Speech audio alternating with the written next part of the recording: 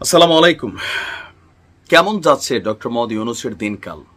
রাজনীতির উত্তাল ঝড় তিনি অবলোকন করছেন, নানান কৌশল অবলম্বন করছেন সরকারের পক্ষ থেকে, এনসিপির পক্ষ থেকে। কিছু কিছু সমালোচনার যোগ্য হয়ে গেছে, কিছু প্রশংসার যোগ্য হয়েছে, নানান বৈঠক হয়েছে, সমাবেশ হয়েছে। কিন্তু এই যে বেশ কয়েকটা বৈঠক থেকে রেজাল্ট কিন্তু জিরো। ইভেন এই প্রথমবারের মতন ডক্টর মোহাম্মদ ইউনূস তিনি পদত্যাগের কথা বলছেন, যেটা নাহিদ দাবি করছে। এখন একটা তিনি সিস্টেমের মধ্যে চলে আসছেন। কেউ কেউ বলছেন যে তিনি আসলে পদত্যাগ করেন নাই, এটা নাহিদের বানানো কথা। কেউ কেউ বলছেন যে নাহিদদেরকে ব্যবহার করে তিনি জাতির কাছে সিম্পেথি নিতে চাইছেন। অনেক ধরনের বক্তব্য এখানে আলোচনা সমালোচনা আছে। আর এই বিষয়গুলো নিয়ে সাংবাদিক এবং রাজনৈতিক বিশ্লেষক মাসুদ কামাল সাহেব, এই সরকারের খুবই কট্টর একজন সমালোচক হিসাবে যিনি চিহ্নিত, তিনি এক বক্তব্য দিয়ে বসছেন, যেটা এই মুহূর্তে উত্তাল পাতাল আর একটা পরিস্থিতি তৈরি করছে। তিনি বলছেন যে ডক্টর ইউনূস এমন শান্তি সারা দেশে ছড়িয়ে দিয়েছেন যেখানে মার খেয়েও চুপ থাকতে হয়। তিনি বলেন, আওয়ামী লীগ আমলে আমরা শুনতাম যে বিএনপির নেতাকর্মীরা ঘরে থাকতে পারত না, নদীর চরে গিয়ে থাকতো, জঙ্গলে থাকতো।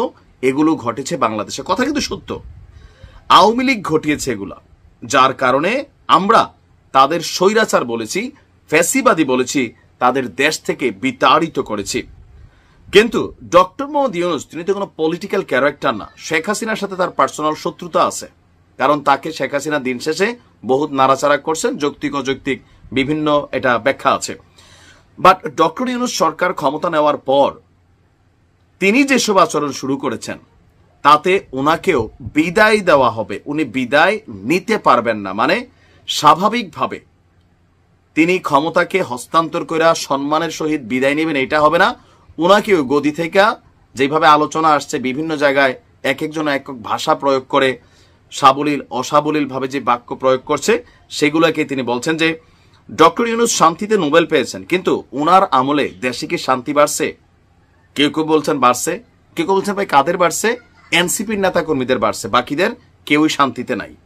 রাস্তা দিয়ে হাঁটবেন, কেউ যদি আপনাকে স্বৈরাচারের দোসর বলে পেটায়, একটা পুলিশও আপনাকে বাঁচাতে আসবে না। এই বাস্তবতার নাম কি শান্তি? মাসুদ কামালের এই বক্তব্য শতভাগ যৌক্তিক।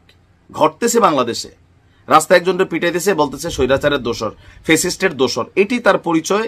সত্য মিথ্যা জানার টাইম নাই, পিটাও, মব করো, লুটপাট করো, তারপর হচ্ছে পুলিশও চুপ থাকে। কারণ কি, সরকারে অনেক ঘটনা ঘটে। আবার এই মবদেরকে উৎসাহিত করে হান্নান মাসুদের মতন নেতারা।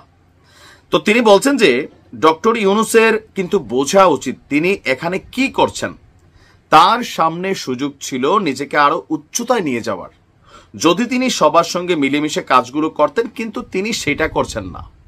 ডক্টর ইউনূস সবাইকে নিয়ে কাজ না করার কারণ কি, এমন প্রশ্নের জবাবে মাসুদ বলছেন তিনি রাজনীতি আসলে বোঝেন না। 25শে আগস্টে দেওয়া তার বক্তব্যকে তিনি বক্তব্য নিয়ে অনেক কথা বলছেন। তিনি বলছেন আমরা অন্য জগতের মানুষ, মানে ডক্টর ইউনূসের কথাটা যে আমরা বলছেন, মানে উপদেষ্টারা সবাই, আমি এগুলো বুঝি না, অন্যরা ভুল করলে তাদের কিছু বলেন না, তাদের কি বলবো, আমি নিজেই ভুল করি।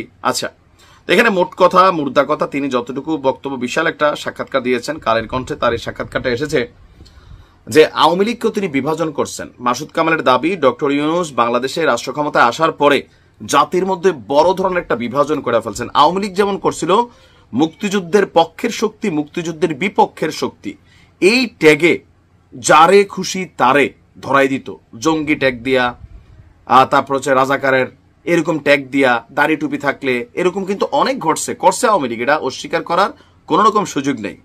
আবার এই মুহূর্তেও ডক্টর ইউনূসের শাসনামলে ফেসিবাদের দোসর হইলে এটা করা যাবে না, নির্বাচন নিয়ে কথা বললে ফেসিবাদের দোসর, ওইটা করলে ভারতের এজেন্ট, ওইটা করলে আমাদের কমেন্টগুলোতেও আসে, এগুলো আসে। তাহলে ট্যাগিং এর যে রাজনীতি, এটা কি ডক্টর ইউনূসের সরকার বন্ধ করতে পেরেছেন? পারেননি। তিনি কি কোনো দলকে রিপ্রেজেন্ট করেন? না, তিনি তো নিরপেক্ষ সরকার। কিন্তু তার নিরপেক্ষতাকে তিনি ধরে রাখতে পারছেন? কোনোভাবে পারেন নাই। এনসিপির প্রতি তার আশীর্বাদ, তার ভালোবাসা, সাপোর্টিং, সরকারি বিভিন্ন সেক্টরকে কাজে লাগানো, এগুলো কিন্তু মানুষের কাছে প্রকাশ্য, এবং তার যে দুর্বলতা সেগুলো কিন্তু প্রকাশ্য। আর যার কারণে তিনি সমালোচনার মুখে পড়ে গেছেন।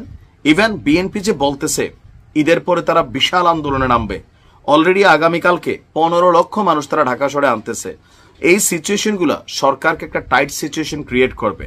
যদি ডিসেম্বরে নির্বাচন না দেয়, বিএনপি বলতেছে আদায় করে নিবে অনেক ক্ষেত্রে, তো সে আদায় করার যদি সিচুয়েশন হয়, ডক্টর ইউনূসের স্বাভাবিক পদত্যাগ হবে না, মানে স্বাভাবিকভাবে তিনি বিদায় নিতে পারবেন না, তাকে হয়তো স্বেচ্ছায় পদত্যাগ করতে হবে অথবা